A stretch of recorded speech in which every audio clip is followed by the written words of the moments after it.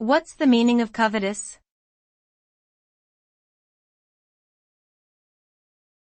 Covetous.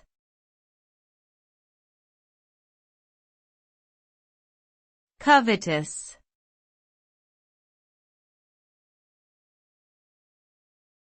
Covetous.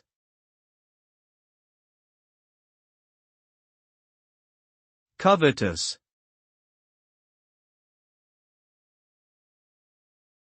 The word covetous refers to a strong desire to possess something that belongs to someone else. It is characterized by a sense of greed and envy, often leading to the disregard of others' rights or well-being in the pursuit of personal gain. The result of covetousness can range from a mild obsession with material possessions to more extreme behaviors such as theft or fraud.